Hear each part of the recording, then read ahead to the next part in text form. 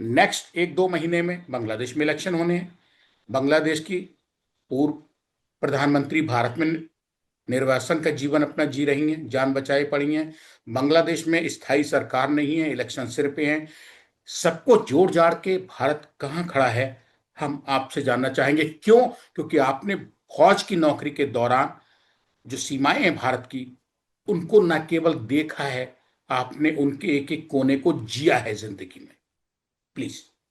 संजीव जी, दुनिया में इजराइल के बाद अगर दूसरा कोई मुल्क है जो सबसे कठिन जियोपॉलिटिकल लोकेशन में स्थित है, वो भारत है। इजराइल के बारे में तो हम अच्छी तरह जानते हैं किस तरह से सारे दुश्मन देशों से घिरा हुआ है। भारत की कंडीशन उस लिहाजे में नंबर 2 पे है। वो इसलिए कि पिछले साल 5 अगस्त 2024 तक भारत के पश्चिम और उत्तर और पूर्व के थोड़े हिस्से में दो हमारे दुश्मन देश थे, चीन और पाकिस्तान। और इनसे हमारे कई बार 1-to-1 सैनिक युद्ध भी हुए। लेकिन पिछले साल 5 अगस्त के बाद जिस तरह से बांग्लादेश में तख्ता पलट हुआ, और तब से लेके आज तक बांग्लादेश सीधे तौर पे भारत विरोधी होता जा रहा है। चाहे इस वक्त उनका इंटरम एडवाइजर हो या कोई भी वहां पे पॉलिटिकल पार्टी हो, क्योंकि जो अवामी लीग थी जो पिछले साल तक सत्ता में थी, उसको तो उन्होंने अवैध घोषित कर दिया। और जैसे आपने सही कहा कि फरवरी में चुनाव होने हैं बांग्लादेश में, जिसमें अवामी लीग तो हिस्सा ले नहीं सकती क्योंकि वो अवैध करार कर दी गई है।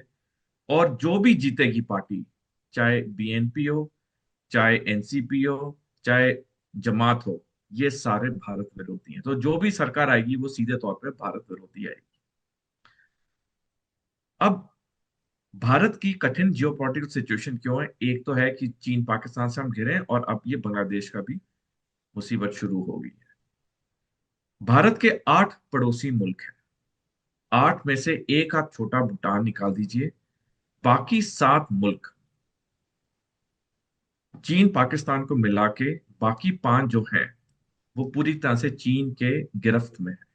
यानी कि 8 में से एक छोटा भूटान है जो आज पूरे तौर पे हम कह सकते हैं भारत के साथ खड़ा है। भारत के अंदर 2 चिकन नेक है। एक है अखनूर में, एक है सिलीगुड़ी कॉरिडोर जो बांग्लादेश के पास में है। और ये जो 2 चिकन नेक है, ये बहुत सैनिक तौर पे बहुत अहम है। जितनी हमारी पाकिस्तान के साथ युद्ध हुए हैं, पाकिस्तान ने हमेशा चिकन नेक जो अखनूर में है उस पर कब्जा करने की कोशिश की है। क्योंकि अगर वो चिकन नेक पे कब्जा कर लेता है तो जम्मू कश्मीर लद्दाख मेनलैंड भारत या मुख्य भारत से वो कट जाएंगे। लेकिन हमें चिंता पिछले साल तक सिलीगुड़ी कॉरिडोर या दूसरे चिकन नेक की नहीं थी, क्योंकि बांग्लादेश हमेशा से भारत के साथ अच्छी दोस्ती निभाए हुए था। लेकिन जिस तरह से पिछले साल चीजें बदली वहां, अब ये सिलीगुड़ी कॉरिडोर या ये दूसरा चिकन नेक भी काफी फोकस में आ गया है। और जैसे खबरें आ रही हैं, इस साल 20 मई को बांग्लादेश ने लंबोरे घाट नामक जगह पे एक वायुसैनिक अड्डा बनाना शुरू किया है, जिसे पाकिस्तान का कॉन्ट्रैक्टर बना रहा है और पूरा निवेश चीन का है। बांग्लादेश ने 20 लड़ाकू विमान खरीदने का ऐलान किया है। कुछ खबरें थी कि चीन से J-10 खरीदेगा, फिर खबरें आई कि शायद स्वीडन से खरीदेगा, लेकिन उसने खरीदने का इरादा बना लिया। इसी साल बांग्लादेश ने एयर डिफेंस रेजिमेंट का गठन किया। अब ये सारी सैनिक गतिविधियां बांग्लादेश क्यों कर रहा है जब उसे कोई भारत से खतरा है ही नहीं? डेफिनेटली इसके सैनिक लक्ष्य हैं। इसी साल मैं दर्शकों को बताना चाहूंगा, 4 अगस्त को लेफ्टिनेंट जनरल शरीफ चौधरी, जो कि पाकिस्तानी सेना के डीजी आईएसपीआर है, उन्होंने बयान दिया, हम पूर्व से शुरू करेंगे, we'll start from the east. इसका तथ्य यह था कि अगला जो जंग पाकिस्तान का भारत के साथ होगा वो पूर्व से शुरू होगा, यानी बांग्लादेश से शुरू होगा। जिस तरह से बांग्लादेश, चीन और पाकिस्तान की सैनिक नजदीकियां बढ़ती जा रही हैं पिछले 1 साल से, ये भारत के लिए वाकई एक चुनौती है।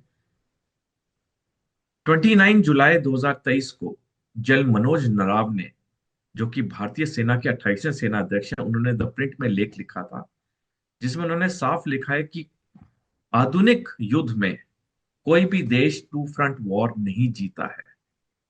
और यहां अब हम बात करें 3.5 फ्रंट की, चीन पाकिस्तान 2 फ्रंट हो गए। बांग्लादेश बेशक सैनिक तौर पे भारत के खिलाफ मोर्चा खोले ना खोले, लेकिन हमें तैयारी तो पूरी करनी होगी। जैसे कि पिछले महीने ही सिलीगुड़ी कॉरिडोर में एक नया सेना का कैंटोनमेंट हमने उद्घाटन किया, जहां पे एक पैरा कमांडो बटालियन हमने तैनात की, जो काफी मीडिया में के खबरों में थी। मतलब हमें प्लानिंग तो करनी पड़ेगी तीसरे मोर्चे के लिए, चाहे बांग्लादेश सैनिक तौर पे हमारे अगेंस्ट जाए ना जाए। और हाफ फ्रंट की जो हम बात करते आए हैं कि भारत के अंदर जब ये हाफ फ्रंट उजागर होगा तो कितनी दिक्कत होगी, इसके मैं 2 उदाहरण देना चाहूंगा दर्शकों को। देखिए, आज तक हम सुनता है हाफ फ्रंट हाफ फ्रंट, हमें लगता था हाफ फ्रंट में कुछ गिने चुने 20 30 40 आतंकवादी होंगे। ऐसा नहीं है। अगर हम इतिहास पढ़ें, हिटलर ने 1938 से 1939 तक, जब उसने पोलैंड पे हमले से पहले, इसने 1.5 साल में 5 देशों पे कब्जा किया था बिना गोली चलाए। और कैसे इसने कब्जा किया हिटलर ने? हाफ फ्रंट के जरिए। इसके हाफ फ्रंट के लोग उस देश में आतंक मचाते थे, तनाव करते थे, और ये फिर अंतर्राष्ट्रीय दबाव डाल के उन देशों को अपने देश में, जर्मनी में शामिल कर लेता था। ऑस्ट्रिया हो गया, चेकोस्लोवाकिया हो गया। तो ये हाफ फ्रंट इतना खतरनाक है कि जिसकी हम वर्णन करते आए इतने सालों से, इसकी झलक हमें दिखी इस साल 10 नवंबर को, जब डॉक्टर बने, डॉक्टर रूपी आतंकवादियों ने किस तरह से रेड फोर्ट के पास हमला किया। ये तो हमारी सुरक्षा और हमारी खुफिया एजेंसी को नमन और सलाम कि उन्होंने बड़ा हादसा होने से पहले उनको पकड़ लिया। आप देखिए, वो 2 साल तक पकड़े नहीं गए थे, क्योंकि जब व्हाइट कॉलर टेररिस्ट आता है जो पढ़ा लिखा होता है, उसका दिमाग ज्यादा चलता है, उसको पकड़ना उतना मुश्किल होता है। हमने व्हाइट कॉलर टेरर का सबसे बड़ा एग्जाम्पल देखा 9/11 में, किस तरह से पायलट्स ने अमेरिका में वर्ल्ड ट्रेड सेंटर को बर्बाद कर दिया, कितने हजारों लोग मर गए। तो ये जो हाफ फ्रंट की हम बात कर रहे हैं, ये बहुत खतरनाक है। और यही हाफ फ्रंट को बांग्लादेश और पाकिस्तान और चीन वक्त आने पे उसे उजागर करेंगे। यानी कि जो मैं कह रहा था, आज भारत 3.5 फ्रंट की चुनौती के साथ जूझ रहा है। हम क्या तैयार हैं आज की तारीख में? 7 अगस्त 2023 को जल नदाव ने एक और लेख लिखा था द प्रिंट में, जिसमें उन्होंने लिखा है, 2 फ्रंट वॉर भारत के लिए बहुत दिक्कत पैदा होगी। जब ये उन्होंने लेख लिखा तब बांग्लादेश का तख्ता पलट नहीं हुआ था, 2024 में हुआ। और आप देखिए कितना कुछ बदल चुका है 2 साल में। लेकिन क्या ये हमारे लिए घबराने की बात है? बिल्कुल घबराने की बात नहीं है। क्यों नहीं है घबराने की बात? क्योंकि अगर हम अपनी सैनिक और आर्थिक तैयारी पूरे दृढ़ संकल्प के साथ करेंगे, हम इन चुनौतियों का मुकाबला कर सकते हैं। मैंने कई बार आपके शो पे कहा है कि 2030 के बाद कभी भी चीन पाकिस्तान भारत पे 2 फ्रंट वॉर करेंगे, जिसके मैंने कई तथ्य भी दिए। 5 साल का समय क्या ज्यादा होता है या कम होता है?